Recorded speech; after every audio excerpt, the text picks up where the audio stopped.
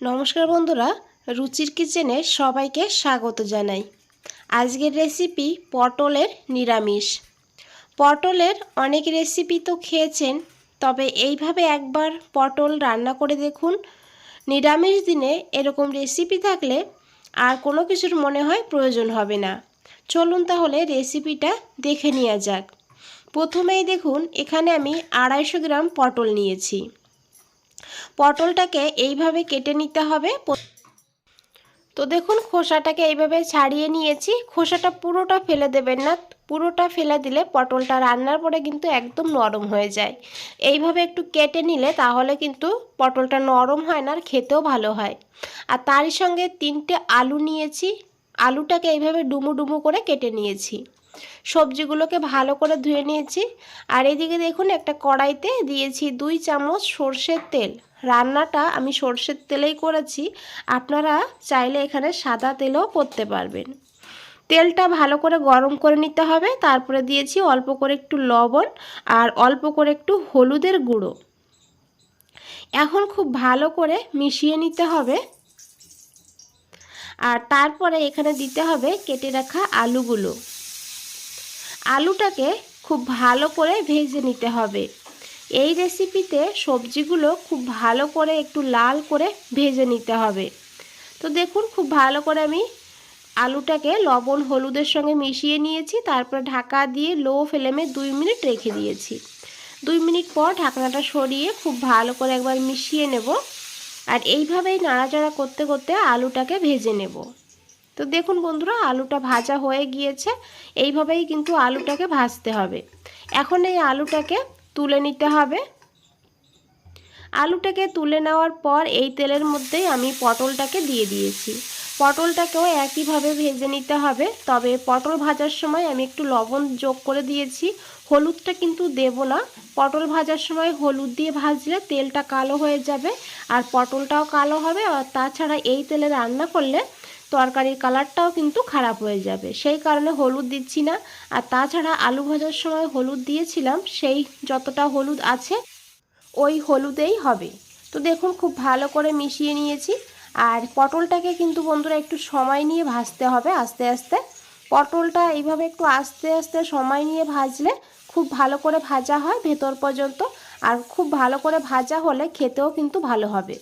তো দেখুন বন্ধুরা, এইভাবে পটলটাকে ভেজে তুলে নিয়েছি। তো এখানে আমি আরও 2 চামচ তেল যোগ করে দিয়েছি। ফোড়নের জন্য নিয়েছি গোটা গরম মশলা, তেজপাতা, শুকনো লঙ্কা আর নিয়েছি 1/2 চামচ গোটা জিরা। তো গোটা গরম মশলায় নিয়েছি আমি 2টো ছোটো এলাচ, একটু দারচিনি আর 2-3টে লবঙ্গ আর 6-7টা নিয়েছি গোলমরিচ। ফোড়নটাকে একটু ভেজে নিতে হবে। তারপরে দিতে হবে সামান্য একটু হিং। হিংটা অবশ্যই একটু দিয়ে দেবেন যদি হাতের কাছে থাকে। নিরামিষ রান্নাতে একটু হিং দিলে ফ্লেভারটা খুবই ভালো হয়। তারপরে দিয়ে দিয়েছি এখানে আদা আর কাঁচা লঙ্কা বাটা।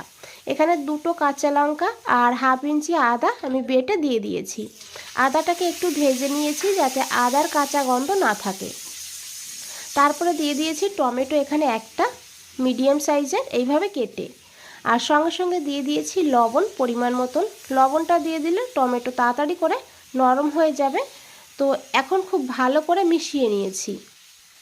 আর তারপরে ঢাকা দিয়ে 2 মিনিট রেখে দেব লো ফ্লেমে। এদিকে দেখুন, আমি নিয়েছি একটা বাটিতে 2 চামচ টক দই। দইটাকে ভালো করে একটু ফেটিয়ে নেব প্রথমে। আর তারপরে এখানে কিছু গুঁড়ো মশলা যোগ করব। প্রথমেই নিয়েছি এখানে আমি 1/2 চামচ হলুদের গুঁড়ো, তার সঙ্গে নিয়েছি 1/2 চামচ কাশ্মীরি লঙ্কার গুঁড়ো। কাশ্মীরি লঙ্কার গুঁড়ো দিলে কালারটা ভালো হবে, তবে ঝাল হবে না। আপনারা না দিতে চাইলে স্কিপ করে রান্নাটা করতে পারেন। দিয়েছি 1/2 চামচ জিরের গুঁড়ো, 1/2 চামচ ধনিয়ার গুঁড়ো। এখন খুব ভালো করে দইয়ের সঙ্গে মিশিয়ে নেব। এইভাবে যদি গুঁড়ো মশলাটা দইয়ের সঙ্গে মিশিয়ে নেওয়া হয় তাহলে কিন্তু দইটা আর কেটে যাওয়ার কোনো ভয় থাকে না। এদিকে দেখুন, 2 মিনিট হয়ে গিয়েছে, ঢাকনাটা সরিয়ে নিয়েছি। এখন খুব ভালো করে একবার মিশিয়ে নেব। আর দেখুন বন্ধুরা, টমেটো কিন্তু একদমই এখানে নরম হয়ে গিয়েছে। এখন এইভাবে একটা খুন্তির সাহায্যে এইভাবে একটু ম্যাশ করে নেব টমেটোটাকে। আর তারপরে এখানে দিয়ে দেব দই আর গুঁড়ো মশলার মিশ্রণ, দিয়ে খুব ভালো করে মিশিয়ে নেব। আর গ্যাসের ফ্লেমটা এই সময় লোতেই রাখতে হবে। আর খুব ভালো করে মিশিয়ে আমি এখানে দইয়ের বাটি ধুয়ে অল্প করে একটু জল যোগ করে দিয়েছি। এখন এই মশলাটাকে খুব ভালো করে কষিয়ে নিতে হবে যত সময় না পুরোপুরি তেল এই মশলা থেকে বেরিয়ে আসছে। তো ঢাকা দিয়ে আমি রেখে দিয়েছিলাম আরও 2 মিনিট। দেখুন কত সুন্দর কালার হয়েছে। এইভাবে একটু কষিয়ে কষিয়ে রান্নাটা করতে হবে, তাহলে কিন্তু রান্নার স্বাদটা ডবল হয়ে যাবে। মশলাটা যত ভালো করে কষাবেন রান্নার স্বাদটা ততই ভালো হবে। তো দেখুন এদিকে আমি নিয়েছি 6-7টা কাজু বাদাম আর 10-12টা কিশমিশ। একটু জল দিয়ে এটাকে একদম মিহি করে একটা পেস্ট বানিয়ে নিয়েছি। এদিকে বন্ধুরা দেখুন মশলাটা কিন্তু খুব ভালো করে কষানো হয়ে গিয়েছে আর মশলা থেকে কিন্তু তেলও পুরোপুরি ছেড়ে দিয়েছে। এখন দিয়ে দিতে হবে কাজু আর কিশমিশ বাটা। জার ধুয়ে অল্প করে একটু জলও যোগ করে দিয়েছি। এখন খুব ভালো করে মিশিয়ে নেব। আবারও 1 থেকে 1.5 মিনিট এইভাবে মশলাটাকে ভালো করে কষিয়ে নেব। দেখুন আমি 2 মিনিট প্রায় কষিয়ে নিয়েছি মশলাটাকে, আর মশলা থেকে তেলও ছেড়ে দিয়েছে। এখন দিয়ে দিয়েছি ভেজে রাখা আলু আর পটল। তো প্লেটে যে তেলটা ছিল সেই তেলটা এইভাবে একটু দিয়ে দিতে হবে। আর এখন খুব ভালো করে মিশিয়ে নেব। বন্ধুরা রেসিপিটা যদি ভালো লাগে অবশ্যই একটা লাইক করে দেবেন আর চ্যানেলটাকে সাবস্ক্রাইব করে পাশে থাকবেন। তো দেখুন খুব ভালো করে মিশিয়ে নিয়ে ঢাকা দিয়ে 2 মিনিট রেখে দিয়েছি লো ফ্লেমে। তো এই রান্নাটা একটু সময় নিয়ে এইভাবে একটু ঢাকা দিয়ে দিয়ে করে নেবেন, দেখবেন এর স্বাদটা দুর্দান্ত হবে। তো দেখুন আমি 2 মিনিট পর ঢাকনাটা খুলে নিয়েছি। এখন দিয়েছি এখানে 1 বাটি জল। জলটা এমনভাবে দিতে হবে সবজিগুলো যেন জলের নিচে থাকে। আর এখানে কিন্তু আমি খুব বেশি ঝোল করব না, একটু গামাখা করে রান্নাটা করব, তো সেই বুঝে জলটা দিয়েছি। খুব ভালো করে মিশিয়ে নিয়েছি আর দেখুন ঝোলটা ফুটতে শুরু করেছে। এখন দিয়েছি 3টে চেরা কাঁচা লঙ্কা, সুন্দর একটা ফ্লেভার হবে।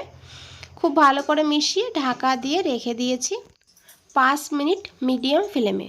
5 মিনিট পর ঢাকনাটা সরিয়ে নিয়েছি। এখন খুব ভালো করে একবার মিশিয়ে নেব। এখানে প্রায় আলুটা সিদ্ধ হয়েই গিয়েছে, সামান্য একটু বাকি আছে। আর এখন এখানে দিচ্ছি 1/2 চামচ চিনি। চিনিটা অবশ্যই দেবেন টেস্টটাকে ব্যালেন্স করার জন্য। তাছাড়া টক দই দিয়েছি, টমেটো দিয়েছি। চিনিটা দিলে নিরামিষ রান্নাতে খেতেও খুবই ভালো হবে। দিয়ে খুব ভালো করে মিশিয়ে নিয়েছি আর এখন আবারও ঢাকা দিয়ে লো ফ্লেমে 2 মিনিট রান্না করব। 2 মিনিট পর ঢাকনাটা সরিয়ে নিয়েছি। এখন খুব ভালো করে একবার মিশিয়ে নেব। এখানে দেখুন বন্ধুরা আলু পটল ভালোভাবে এখানে সিদ্ধ হয়ে গিয়েছে। আর এই যে ঝোলটা দেখছেন এই অবস্থায় কিন্তু গ্যাসটা বন্ধ করতে হবে, কারণ এটা যখন ঠান্ডা হয়ে যাবে তখন কিন্তু আরও একটু ঝোল টেনে যাবে। তো তারপরে দিয়েছি আমি একটু গরম মশলার গুঁড়ো আর 1 চামচ ঘি। ঘিটা অবশ্যই দেবেন।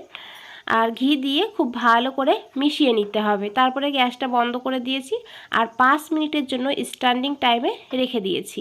5 মিনিট পর ফিরে এসেছি। দেখুন বন্ধুরা কতটা লোভনীয় লাগছে। তো একবার হলেও এইভাবে বানিয়ে দেখুন পটল আলুর নিরামিষ। আর ঝোলটা কিন্তু একদম ঠিকই আছে। এইভাবেই কিন্তু একটু মাখো মাখো করে রান্নাটা করতে হবে। বন্ধুরা আবারও বলছি রেসিপিটা ভালো লাগলে অবশ্যই একটা লাইক করবেন, শেয়ার করবেন আর চ্যানেলটাকে সাবস্ক্রাইব করে পাশে থাকবেন। আজ তাহলে এই পর্যন্তই, ফিরে আসছি নতুন কোনো রেসিপি নিয়ে।